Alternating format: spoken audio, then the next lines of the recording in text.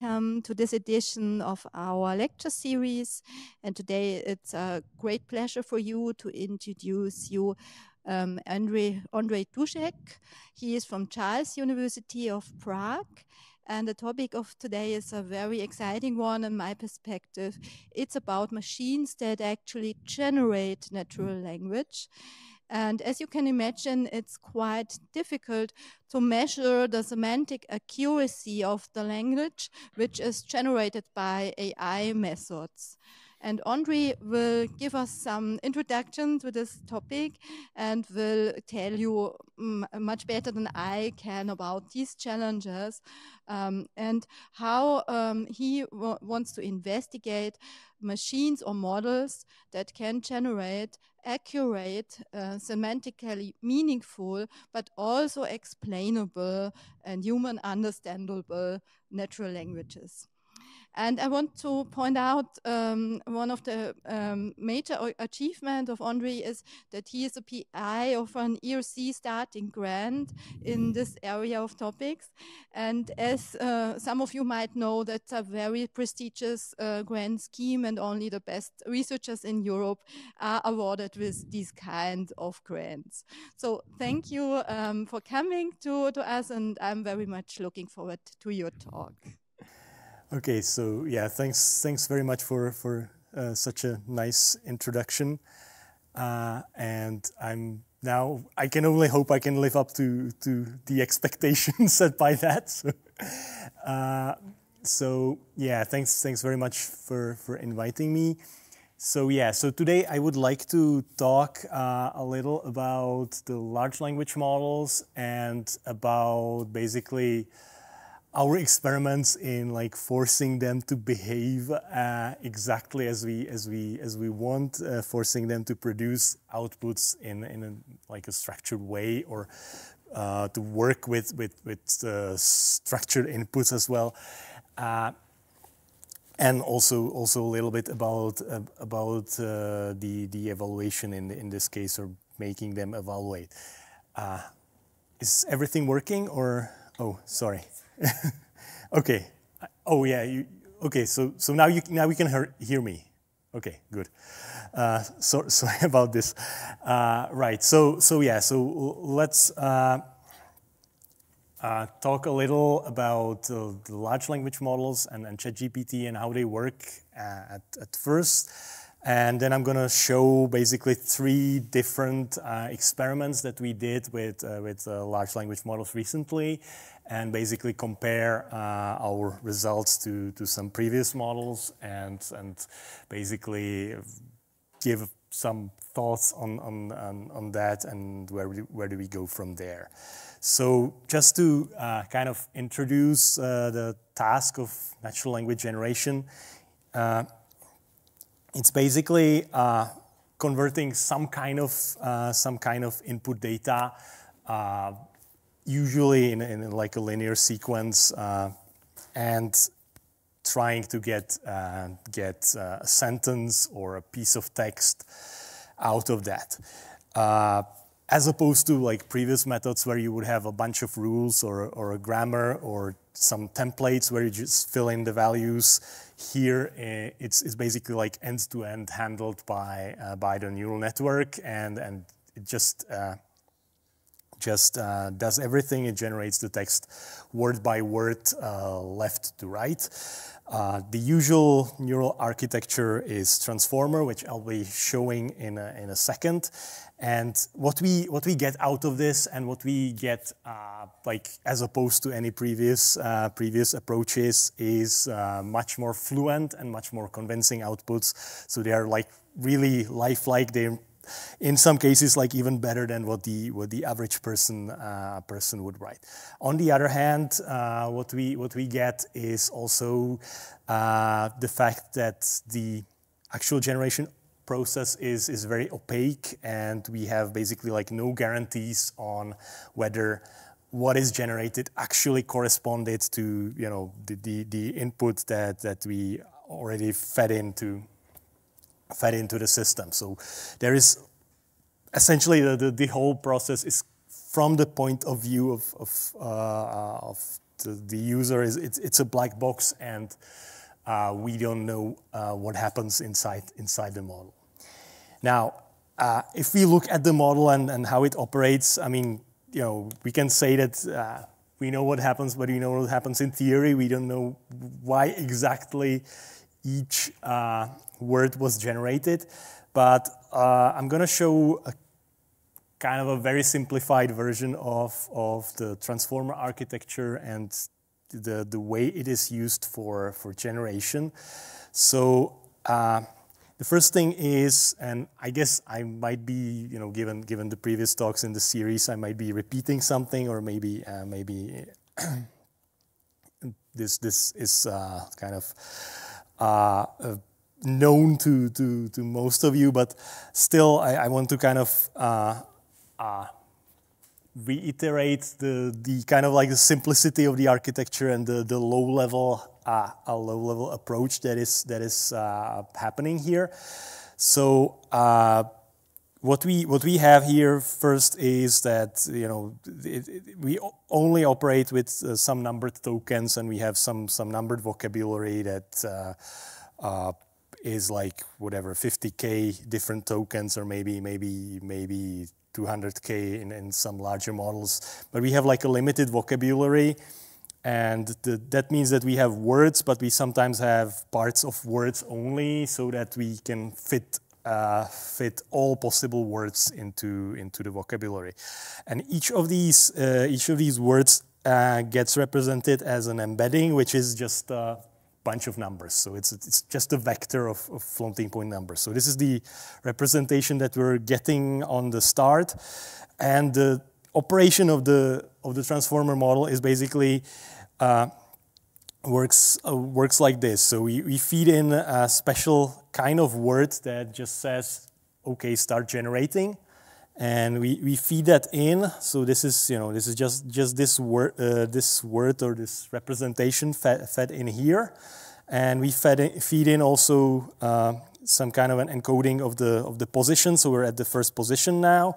This is just summed up, and this is put into the transformer blocks or neural network layers that, I mean, I'm showing just 2 of them here, but you would have like 6 or maybe up to like 100 layers of this kind.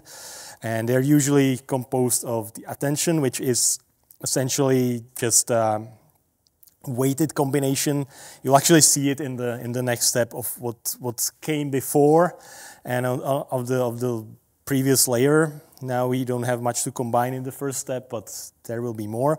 And then there's like a fully connected layer which somehow transforms it for the next step. And at the end, we have a softmax layer that predicts basically a probability distribution of what words comes next. So in this case, if you look at it, it's again numbered according to the same key. So if the peak is at 3 in this case, we can see that the next word should be expect. And what we do next is we take this most probable word and we just feed it back into the network, get the embedding from here, feed it back in. This is the second position, and again, like feed it all into the transformer network through all the layers and predict the second word in the sequence. And again, we just feed it back in, and so on and so on. And this is essentially what the transformer model is. So basically, you start generating and predict the next word, feed it back in, predict the next word, feed it back in. This is called the autoregressive property, that the model is using its own outputs. And in a sense, this is just a sequence of classifications. You just get the probability distribution over the likely words and get the most likely and feed it back in. That's kind of the basic operation of that. In some cases, you might want to actually ignore what the model would generate and feed your own inputs in there. So this is called prompting. So you just feed in some information. Let's say you feed in some data. So this is very short, much shortened information about, let's say that this is like the weather condition, this is the temperature, whatever. You get that there would be usually more tokens. And then you start, then you feed the starting symbol and you start generation. So this is how you can actually feed in some information that is the input. So you basically just ignore the model outputs and feed whatever you like on the input. It's the same type of tokens that these would be also represented by the dictionary here. And now, if you train the model, you basically kind of do the same idea. You also don't feed in. You don't do this. You don't feed in the stuff here. You just train the model to predict the next word at each step, and you kind of assume that all the preceding steps are given. So you just train for the immediately next step. So this is how this works, and this also means that you can also train, generating all these positions in parallel, which makes it even possible to train on very large amounts of data. Now, I want to kind of stop here for a moment with the training stuff, because the usual task is you just need to predict the next word, and you basically just trying to teach the model to exactly reproduce the sentences from some training data set. So you need to really just predict exactly the same word at exactly the same position. So at this step, you just want the word expect to be the highest, or to be the most probable. Everything else, every other word in this case would be wrong, because this is the next word in the sequence. So you just initialize the model randomly, and whenever you don't hit the right word, you just have to update the parameters somehow. And if you look at it, and if you kind of assume that, let's say that we're just generating a sentence from data, and we have this kind of data, we have this kind of reference sentence that we want to replicate, and we're at this position, at the fourth position, and we already have this prefix of the text. What we need to replicate is, we need to exactly match the same word in the sentence. And the problem is that, some words are actually wrong, and it's okay, and we should definitely update the parameters if the model actually, decides to generate the words cheap instead of expensive, because that's definitely not something we would want, right? But if the model decides to generate a word that is actually, a synonym, we still have to update, because it's still not exactly the same word as was in the training data. The same goes for the case where the model would generate a different word, and it would eventually get to generating the word that we want, and it would still convey the same information. But we still have to update. This is still technically wrong from the concept of the training. So the training is just generating the next word and just exactly hitting the words that we happen to have in our training data. So this is all really, really low level, and there is no concept. So these models have basically, in this form, they have absolutely no concept of what a sentence is, what text is, let alone what the aim or the actual kind of pragmatic meaning of the text would be. So basically, the only thing the models are trained for is generate the one next word or subword token. So this sounds quite bad, but the thing is that if you do this on really huge amounts of data for this next word prediction, potentially some other very simple language tasks, such as you delete some tokens and try to fill them in, or swap the order, or do stuff like that. If you do it and on very large scale, which you can, given that it all works in parallel, it actually gives the model like a good view on how well-formed sentences in the language look like. And in that case, you can basically, get the pre-trained model and then just take your smaller data for your tasks, such as, generating these kinds of restaurant descriptions, let's say,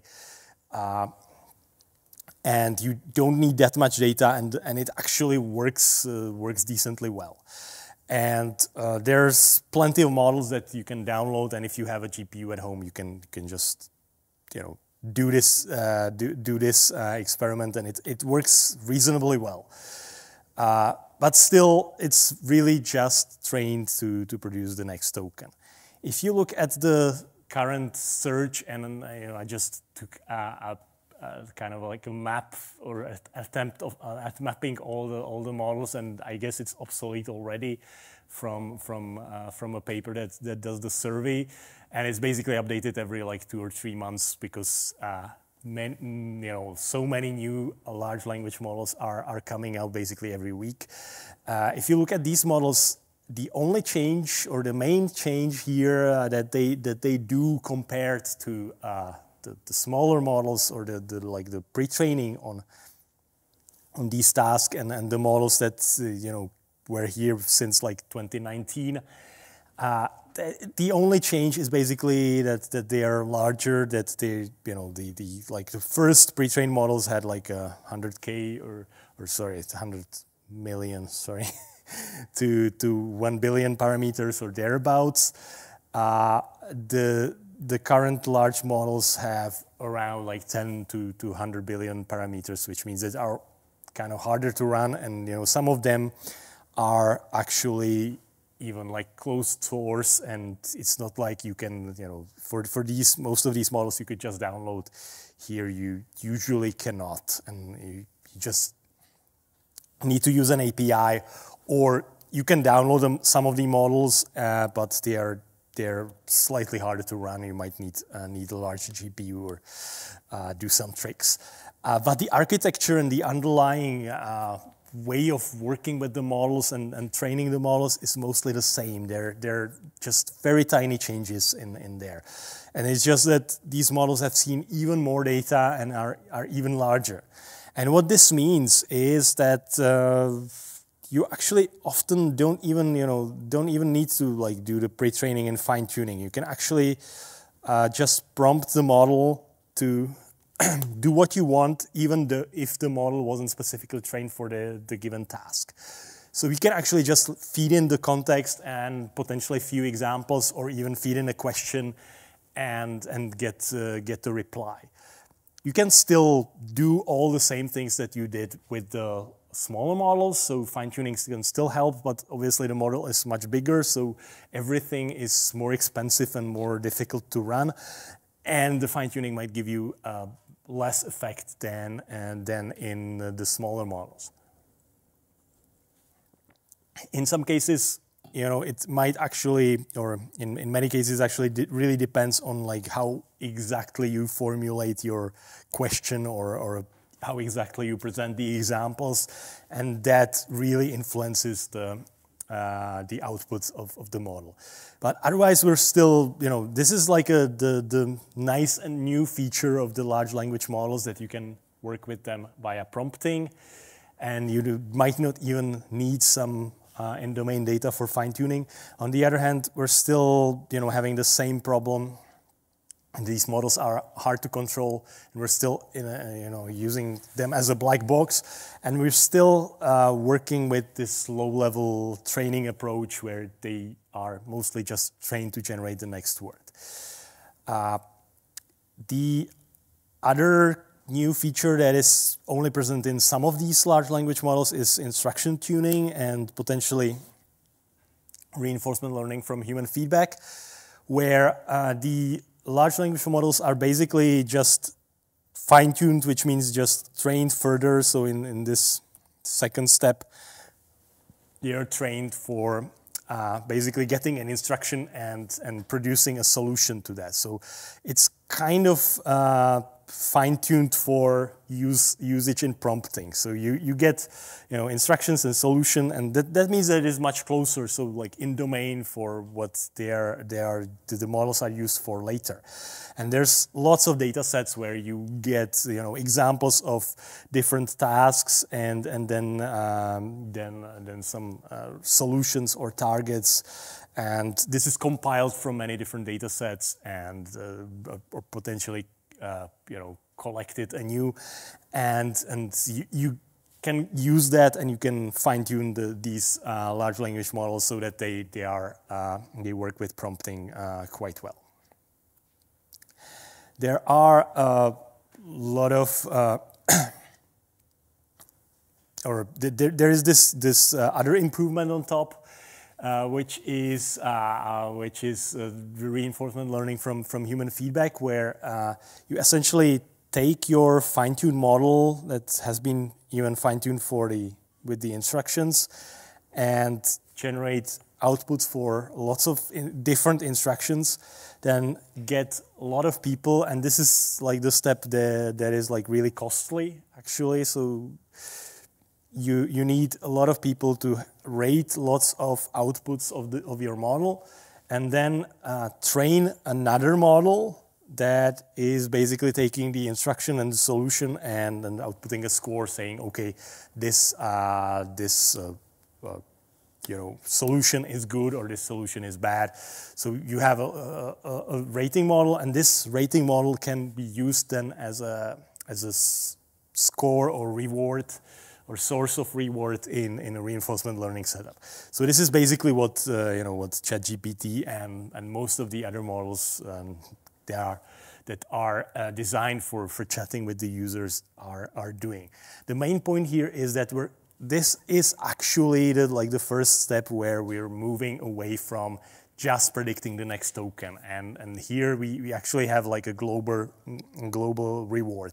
So we're not going token by token, but we are getting, the model is getting a score or reward for the whole text it generated. So we have some kind of a global understanding of this.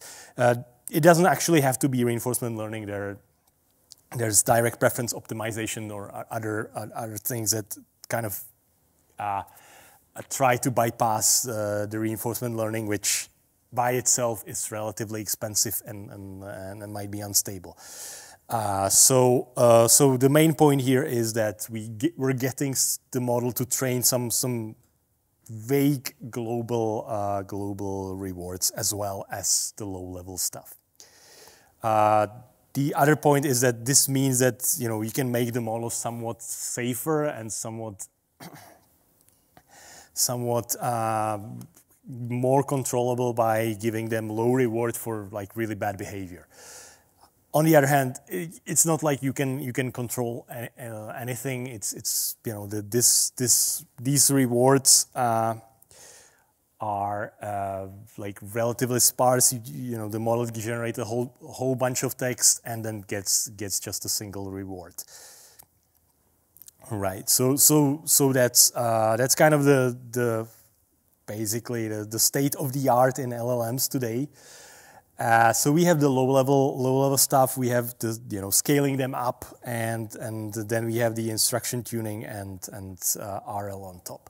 The problem here with the reinforcement learning and with the with the human feedback and this kind of stuff is that you need a lot of ratings from humans, and you need a lot of outputs, a lot of ratings. It's all quite expensive, and you usually want as many as you can get, which means that it's like not feasible for the people that are rating your outputs. They just want to, you're just paying them to rate as many outputs as possible in the shortest amount of time, which means that they only just look at the outputs and say, okay, this looks good. And this means that your kind of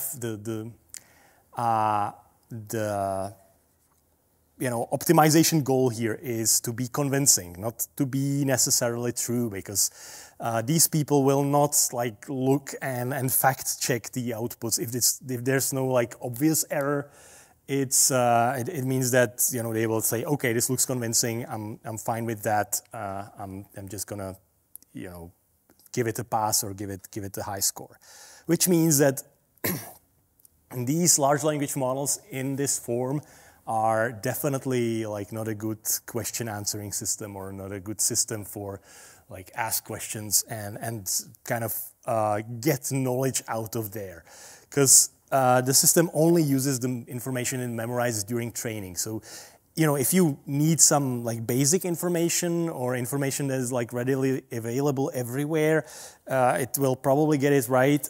If not, if you need something a bit more obscure, it will probably make the information up or like hallucinate, which means that the model just generates something that is not grounded in any input or the reality, and that means that the model is just like trained to produce something convincing. So I tried ChatGPT, and this is like a slightly older version now, but the point is still the same. I tried asking who I am, obviously as like the narcissist approach that I want to take, and I then looked at the stuff that ChatGPT knows about me, and obviously it must have seen my website somehow, because it probably downloaded the whole internet.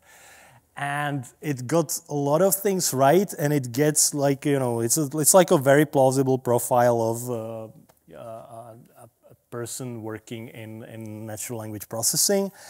But then if you look at the stuff, there are some things like, I don't have a PhD graduate yet, even though I hope that's coming quite soon, but it's still not true. And I don't do that much teaching. I just teach basically like a single course or 2 courses on dialogue systems. So this is too generous. On the other hand, if you say several research papers in top tier venues, I might get offended. So it's all the information that is provided looks plausible, looks reasonable, but it's in detail it's not correct. However, that means that we know what these large language models are doing. We know that how not to use them or what not to use them for. But we do know that we can actually use them for working with the information they are provided in the prompt, and that they are actually quite good at that. So like feeding in some information and asking them to do some stuff with that. This is what they have been fine-tuned for, and this is what they are quite good at. So this is basically kind of the point of most of the experiments that we did. That I'm gonna show now. So I have basically like 3 different types of experiments, and the first one is basically describing simple facts or simple relations based on structured inputs.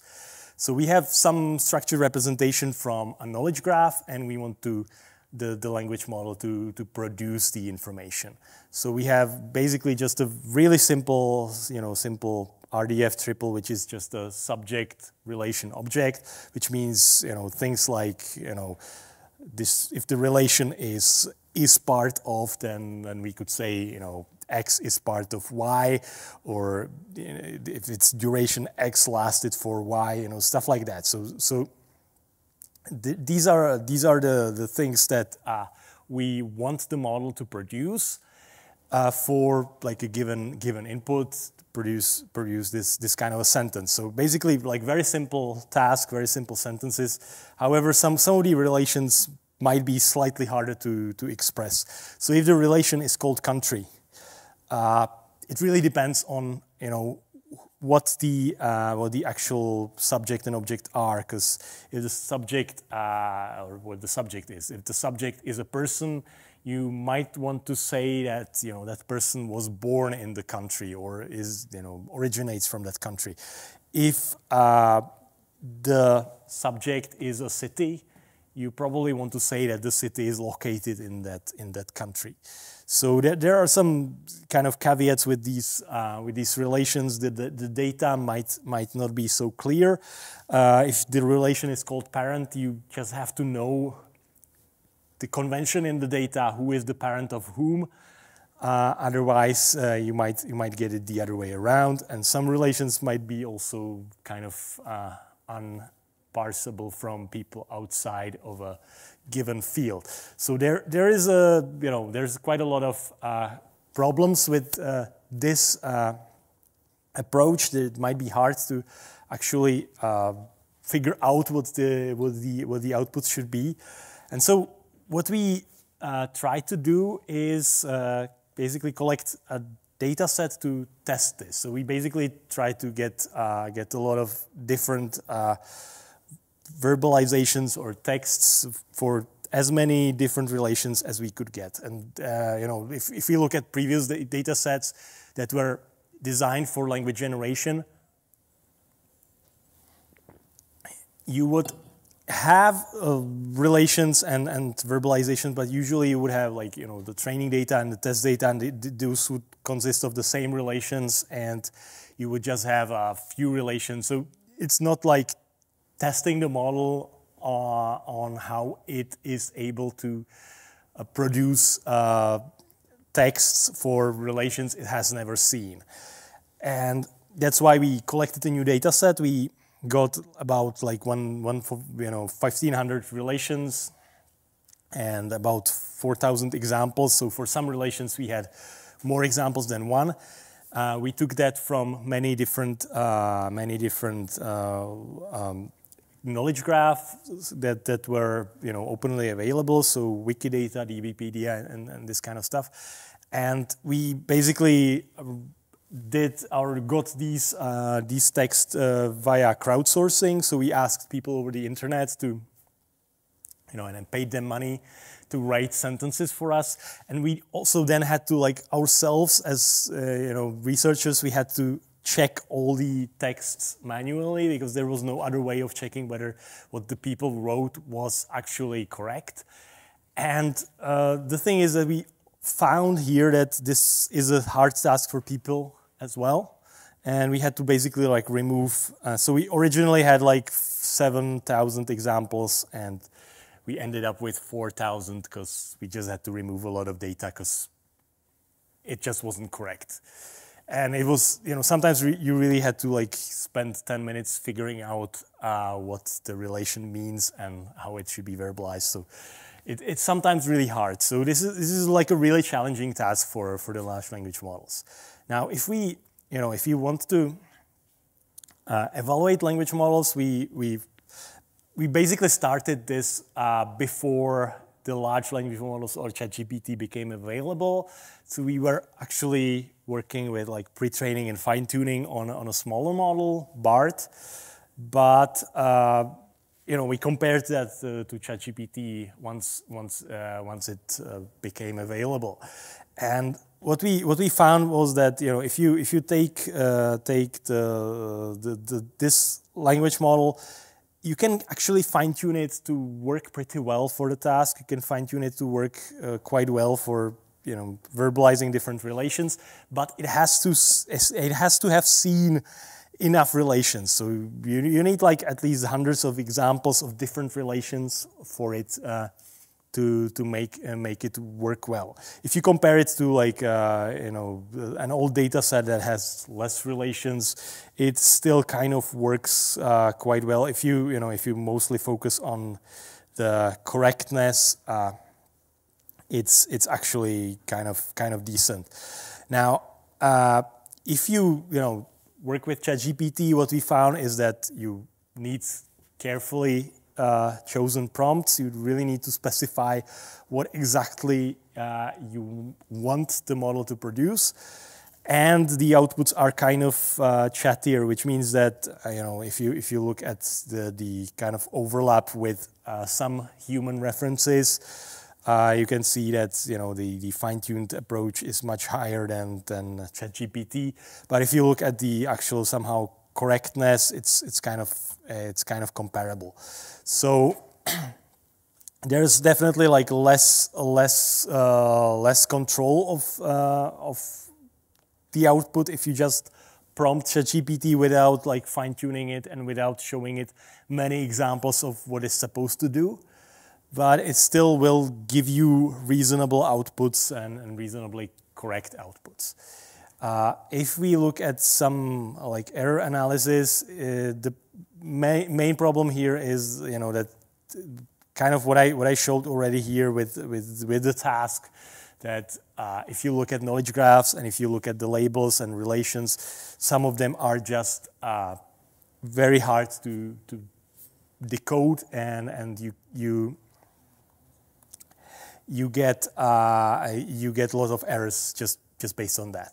But there are still some errors that the models just get out of the blue, and we basically cannot prevent them by having better labels. The other thing is that ChatGPT compared to, I don't know, just the old approaches, and compared to not having enough data, will give us quite nice and very fluent output. So we get more fluent, but still not completely controlled outputs. So this is an experiment on just like simple sentences stating a simple single fact. Now, if we look at a slightly more challenging task, we can go into task-oriented dialogue, which kind of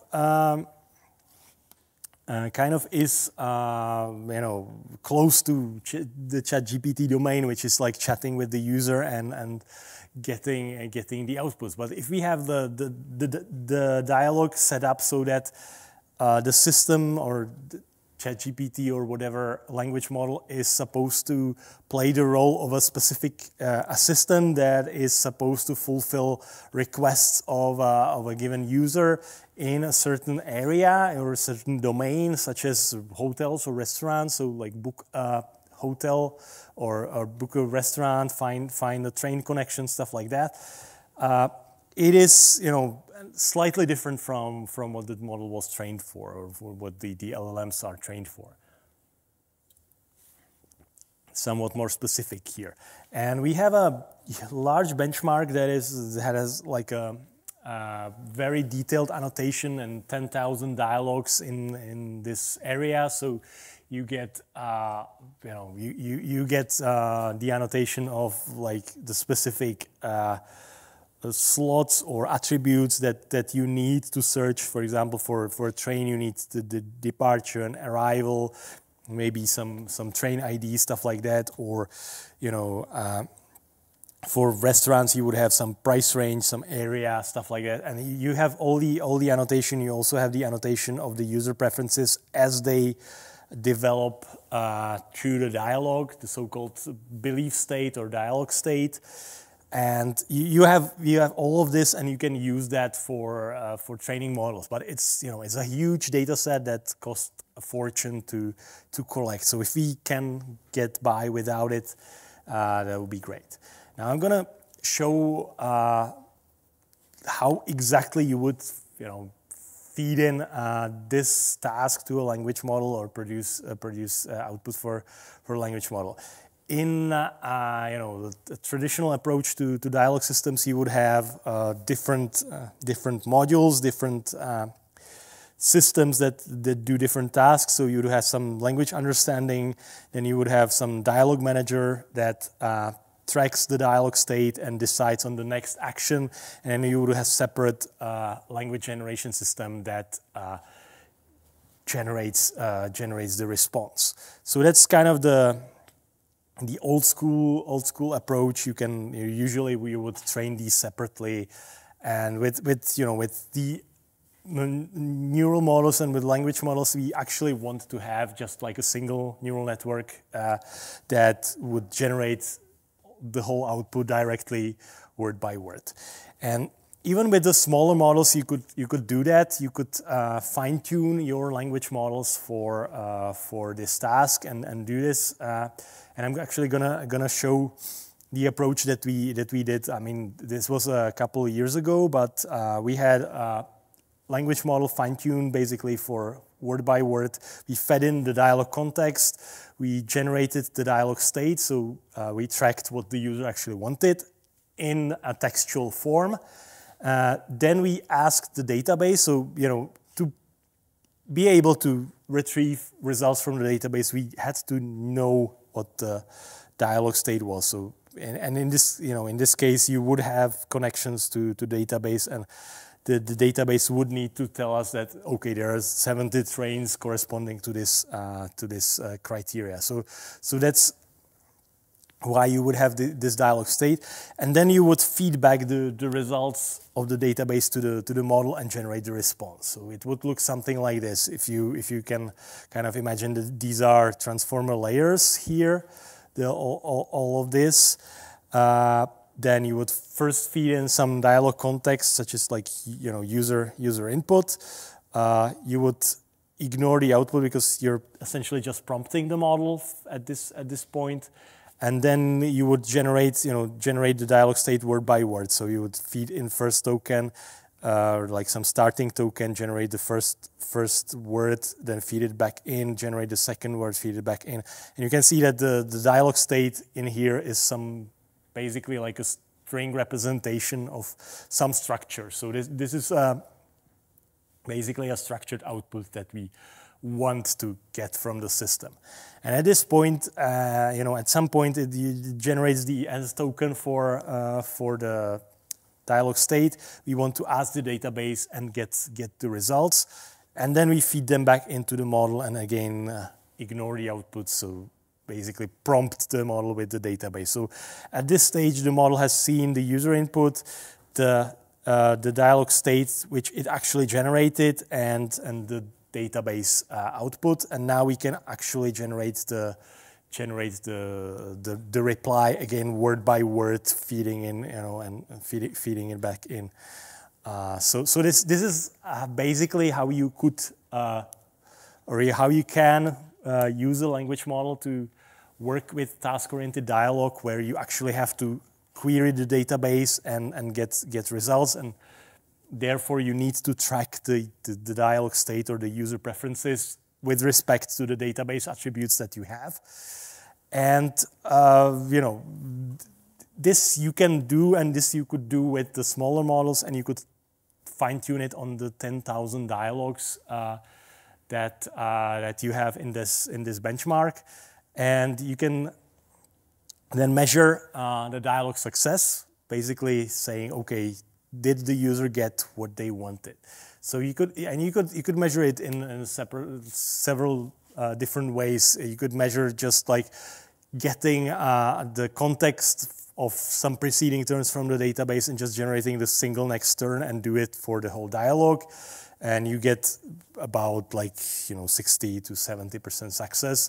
If you actually let humans evaluate this in crowdsourcing, so you ask people over the internet to evaluate, you can get over 82% of people that think that they have been helped by the system and got what they wanted. But if you actually check with the database results and with what they were supposed to find, you get slightly lower. But if you have people who actually have high motivation on getting what they wanted and try again if the system doesn't get it right, which is ourselves. So if we evaluate the system ourselves, we can get as far as 87% of success. But we usually, if the model doesn't work well, we can rephrase and try again. Problem is that we have the hallucination here, and again, the model is sometimes generating incorrect outputs. And the other problem is that we need a lot of data to train it. So we had 10,000 dialogues for this. There are solutions to all these problems, but what we decided to do in the end was let's try to and see what we can do with the large language models and with just prompting.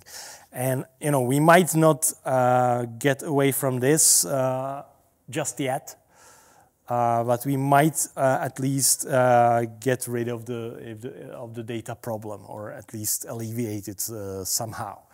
So we basically took the previous setup that I just showed here, and try to kind of transfer it over to large language models, and basically use the very similar setup for the large language models. The thing is that we're just now prompting large language models, and we still need to produce the structures, and this is basically a test of how good the language models are if we require the structure. And if we just use prompting and no fine-tuning, so the language models aren't trained to produce these things, but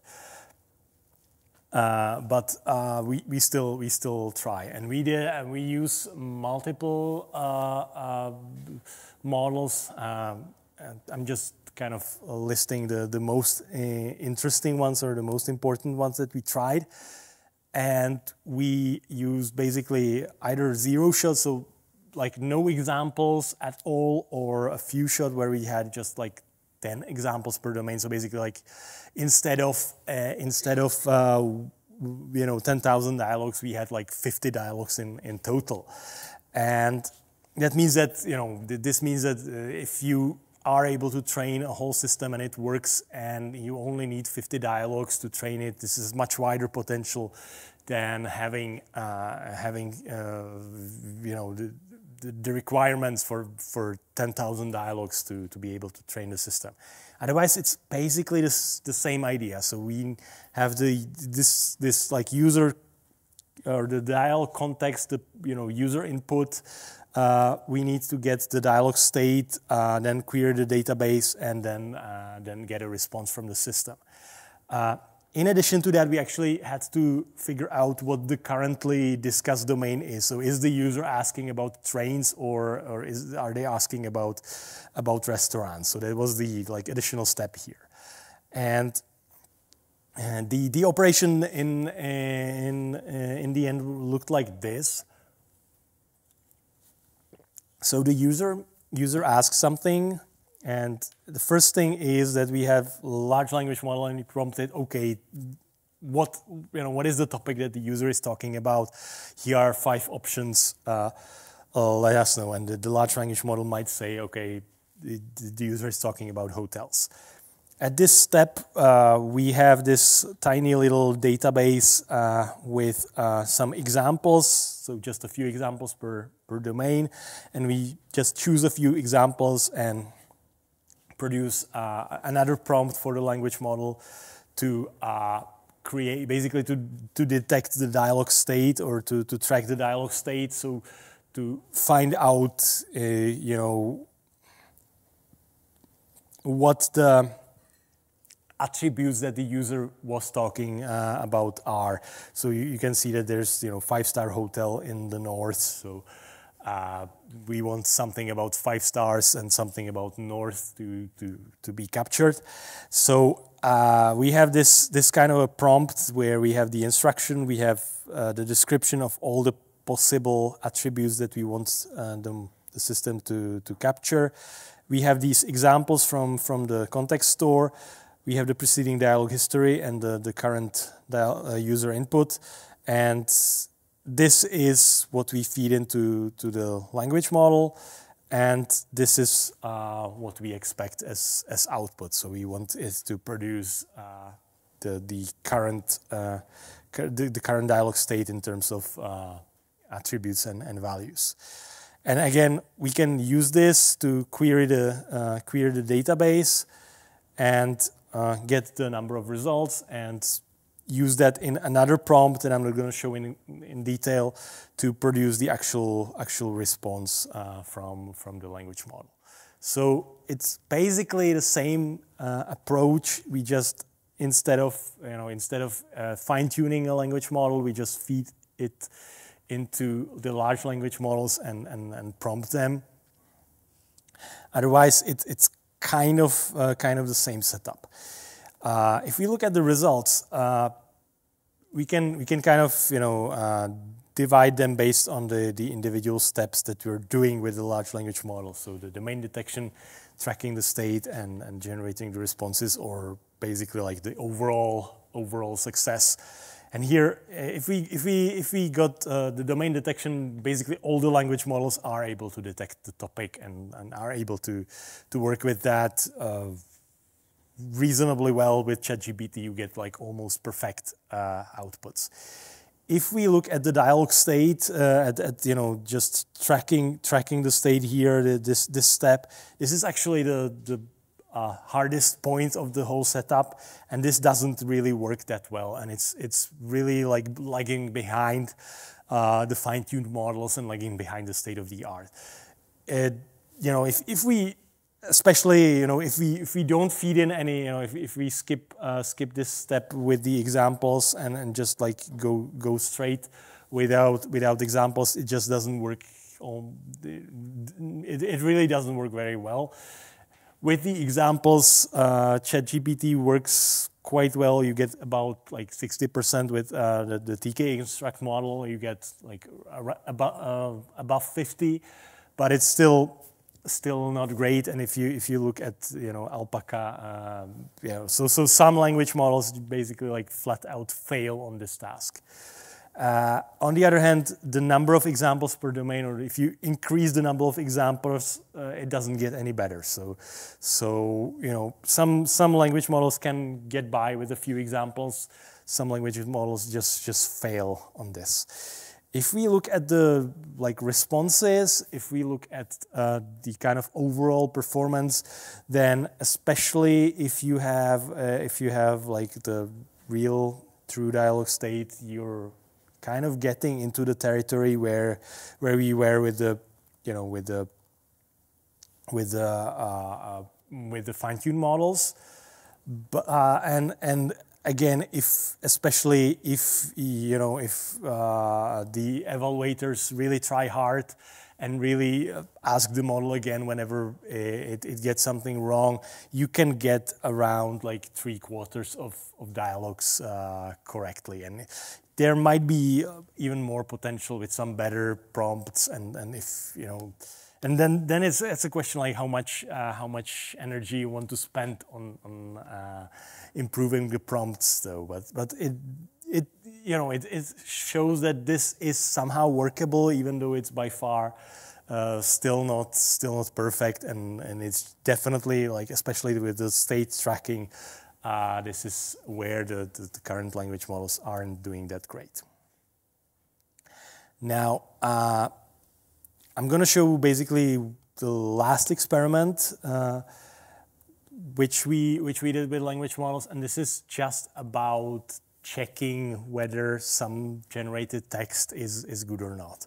Because in general, and I'm kind of like skipping that a little bit here in this talk, evaluating language generation is quite hard, and most of the automatic metrics that are based on some word overlap checking are quite inaccurate, and you need usually human evaluation, which is always costly in terms of either time or money, depends on how you look at it. And so the idea is, okay, can we use large language models to do the evaluation instead? And this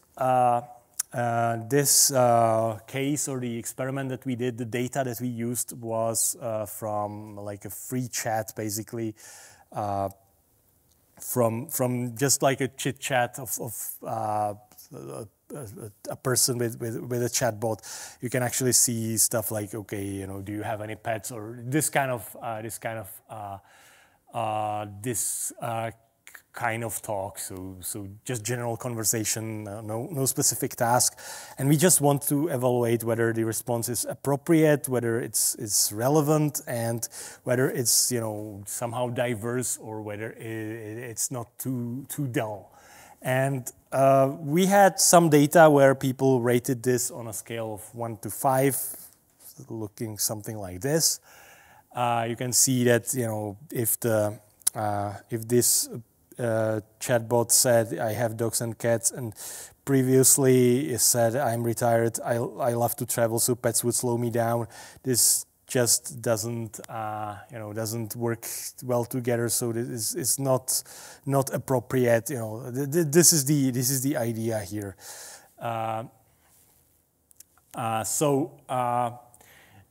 So we had these chats, and we want the large language models to produce some scores for this.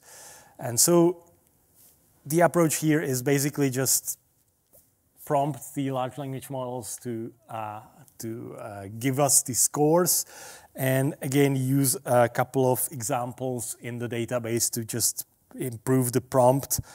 And given the response, the language model is asked to produce a score.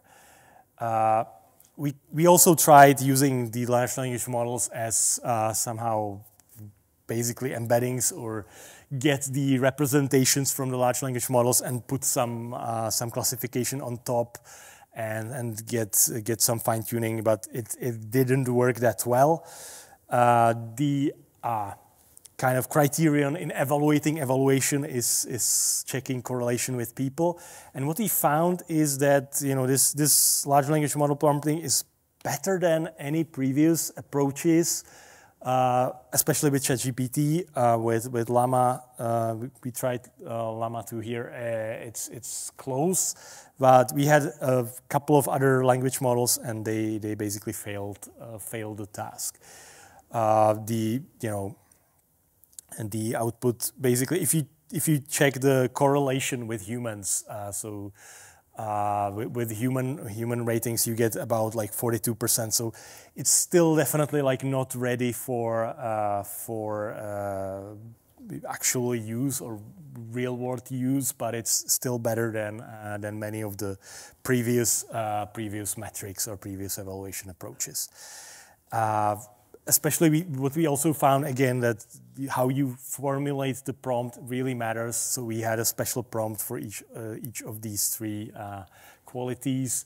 And again, we found that using some examples is useful, even though we're not sure, and we're still checking if we actually need the database and retrieving kind of like contextually appropriate examples, or if just having a few static examples is enough. Now, to kind of finish that, because I know I'm slightly over time by now, is basically if we look at the LLMs, they are definitely like useful, definitely like an improvement over the previous models, but there are some caveats. So the only like useful way of using that is if it's you who is providing the data, if it's just working on your provided inputs. And if you, again, like really play with the prompts a little and try to optimize that. So far, we can still see that ChatGPT or GPT-4 definitely work better than the other open large language models. But this is probably just a matter of time, because new large language models are coming out every week, essentially. And there's also the possibility, or the question that we always have is like, how much of the data that we're using, or how many of these tasks were actually included in OpenAI training data, which we don't really know. So we're not really sure if our experiments are like completely zero shot or completely without training. There is a question of how many benchmarks or how many tasks ChatGPT has seen as compared to the open models. So that does bring us to what we're working on now, or what we're looking on now, and we don't have results yet, is looking into actually like what has been leaked to ChatGPT, and what is if we can somehow find out if the model has seen some data, and looking into a bit more transparency. So looking at basically potentially inspecting the internals of the model and being able to connect like what it generated and know why it's generated the given output, and also constraining the models and basically looking into like, okay, this word shouldn't be generated or should be generated based on the input data. This is actually partially already out, so we have a paper on looking into decoding time critic that just checks the language model at every word that it generates. But it's so far has been tested on just the smaller models only, so we're also working on that. So yeah, I want to basically finish here, and I need to mention that like none of the experiments were actually run by me, and it's all like work of these guys. So I would definitely want to thank them at this place. And I'd like to thank you for listening, and I'm happy to discuss this further. Thanks a lot, Ondřej, for the talk.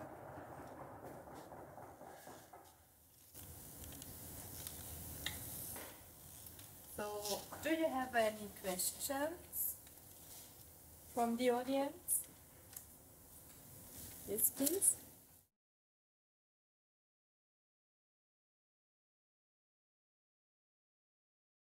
Yeah, it's, I guess, yeah, we're kind of figuring this out with the data leakage as well right now. So basically, one thing is that in basically lots of papers, you can actually see that they use ChatGPT and they fed in these data, and you can actually like look what data has somehow got into ChatGPT training data at some point, but you're not sure if this has been actually used. So that's one point. The other is you can actually even prompt ChatGPT in and tell it, okay, generate me an example from this data set, and you would get in some cases like reasonably plausible examples, or you can feed in an example from some benchmark and ask, okay, what is this? What benchmark is this from? So we've had some like preliminary experiments in this area, basically just again trying this out by prompting. And yeah, we have a couple more ideas on top of that we want to explore. I don't know how far we will get, especially with ChatGPT. If we don't get that far with ChatGPT, we will definitely try also with the open models where we actually know the answer, and that can hopefully get us slightly further in terms of connecting the data, and we can maybe then apply the same approach to the ChatGPT as well. But you're right that this is, especially for the like open AI models, it's really hard to actually get some definite results, and we might not get we might just get hints probably. Quite surprised that also for humans, the relation normalization task is so difficult. Right. That you need to throw out so many of the examples. Maybe could you illustrate a bit what are the major problems for the humans, or is it simply the case that we humans don't think in terms of relations that can be well modeled by mathematical objects, which are graphs, right, or knowledge graphs? I guess, yeah, that might be like that we're not thinking in terms of the relations might be part of it. But I think that the most problematic thing is that if you have these relation labels and you just look at them, sometimes they're just not intuitive enough, and I guess it's like part of building the knowledge graphs is figuring out the set of relations, and I would say in some cases it might be slightly arbitrary, and it's not like so intuitive for you to like figure it out after you just look at these relations. So that's one problem, and this is the case like who is the parent of who, if the relation is just called parent. The other thing is that in some cases it really required some background knowledge of the topic. So there were some relations. I remember like one of the cases where I had to check a relation that was something about Lagrange points, which is something about like, or you know, orbits in space around, like between the sun and Earth. There are some spaces that are somehow stable, and you can put a satellite there; it will just sit there. And I didn't know about anything about this at all, so I basically had to like spend 10 minutes on Wikipedia figuring this out. In the end, I found that the sentence was actually all right, and the person got it right, maybe by accident. But so these cases where you actually have to like look deep into the relation because it's about a relatively complicated subject that you might not understand. So I guess this is, but the thing is that, you know, the large language models could potentially understand that because they have seen all of Wikipedia, right? Yeah. So you might kind of expect better of them than you do of humans. To have a fair evaluation, right? Because our brain just works very differently as the large. Yeah. I'd say yeah, we definitely can have like the similar expectations of humans and of large language models, and in some cases we definitely want to expect more of the language models than of humans.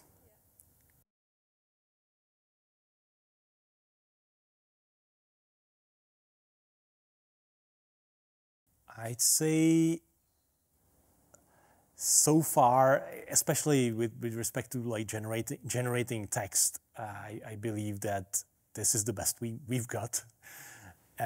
It's just that, you know, it's still too uncontrollable. It's still a bit hard to see what's going on.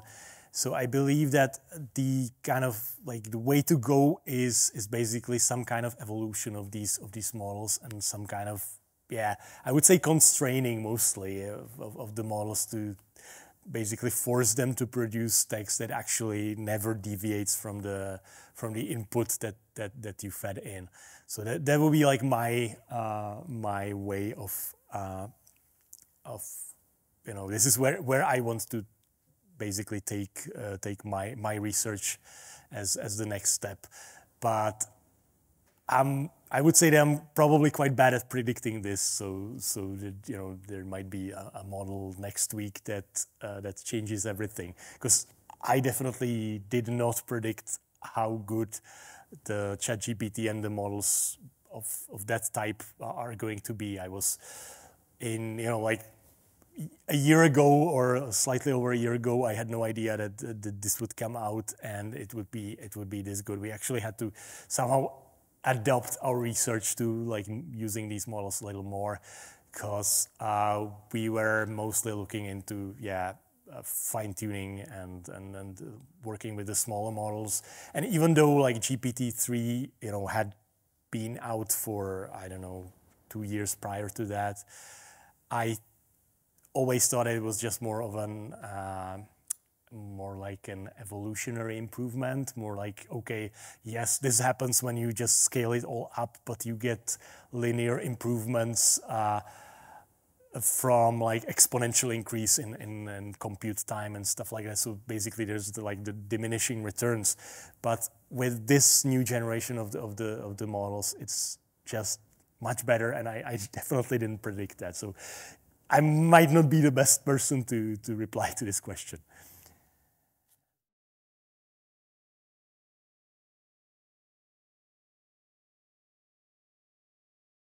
Right.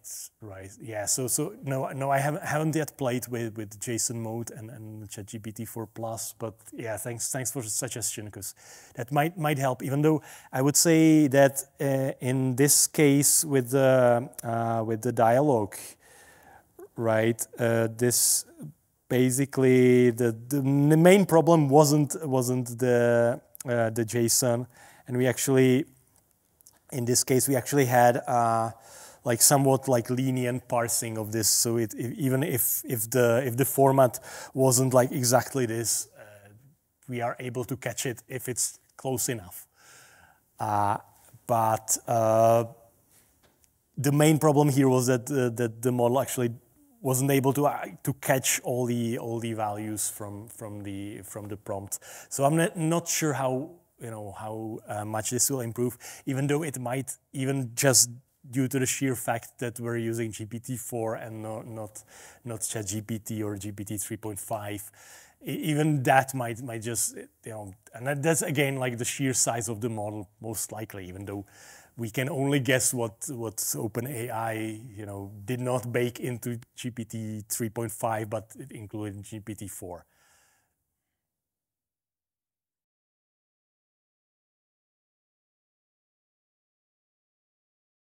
Yeah, that's exactly. With the prompts, we're mostly just working manually and trying different options and seeing. We see what the model outputs on like the development data, and based on that we can see if we need to add some information. Let's say that the model outputs are too long, so we specifically include a sentence saying, okay, make your outputs about 10 words long, for example. So stuff like this. So we haven't yet invented any way of like automating this, which I suppose might be the next step, even though it's kind of, to be honest, it's kind of getting weird when you like generate the prompt for generating the output with the model. But I guess if it works, then that would be great. But yeah, we haven't got yet into any of this.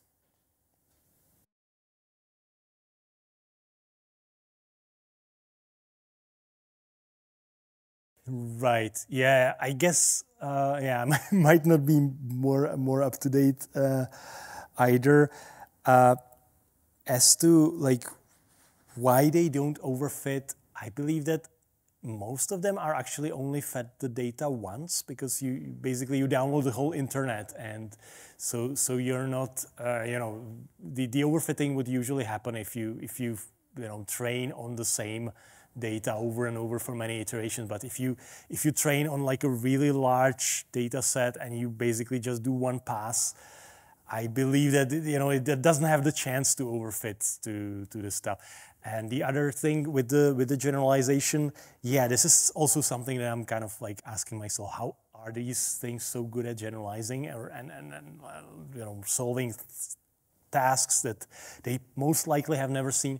The thing is, it may be that they have just seen something similar, because the data is like, the data it's been trained on are so large that there is a high chance that some similar thing has been included in there, which I don't know. I've heard from, I don't know actually who said that basically like people are not so original, that whenever someone tries to do something, there is probably someone else who has done something similar. So this might be like part of the explanation, but I'm not sure if this is sufficient or satisfactory, and it's just like my my way of thinking about it, not like a definite answer. I think indeed it's very important to set up some, as you did, some evaluation scenarios where you can better try to measure, to come up with some measures for success.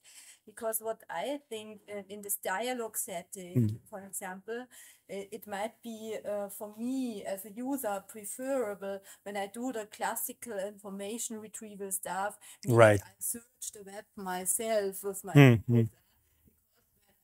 want to go, for instance, to London and from there to the airport or something, I might have been there before and I might have knowledge about my preferences. Right, which the system doesn't have, and then you would it would take longer basically. Myself using my brain and my browser instead of Yeah. this dialogue system. This is I would say a lot about like personal preferences, and I would say that especially like tech savvy people, as it's probably most of us here, or we can consider ourselves that. We probably want like more control and want to search ourselves and get stuff done more quickly by keyboard.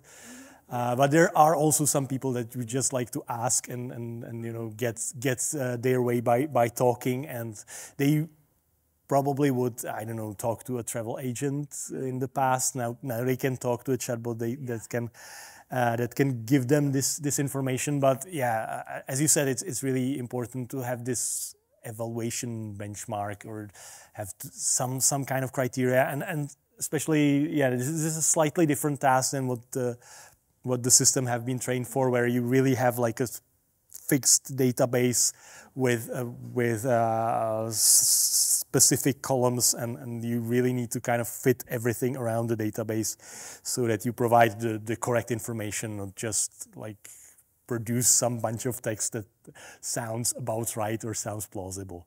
You know, you can obviously like work around it in a different ways, but this is like one way of testing this, and one way of forcing the language models to actually adhere to some structure.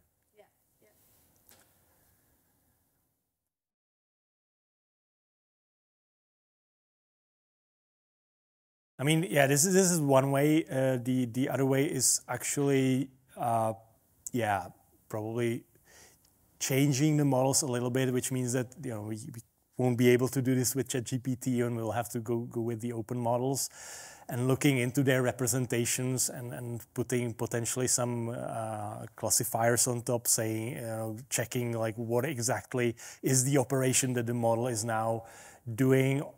So that's like one way. The other way we're looking into, and this is what we're working on right now, is basically trying to feed basically word alignments between the input data and the output. So if the same word appears on the input and on the output, it might not be the same word, might be a synonym, might be some kind of a rephrasing of that. We want to know that this is the piece of data that triggered it, right? So I don't know, like if we know that the database said that, I don't know, there are 4 results, we want to know that the token 4 comes from the database, not from the user input or wasn't hallucinated. So we're looking into actually having the alignment and knowing where this came from through the attention of the transformer model, but potentially like in like external way we can maybe supervise the attention and do stuff like that. So there are several options that we're trying out around this idea, and I guess we'll see whether it leads anywhere. But I'm quite hopeful about this.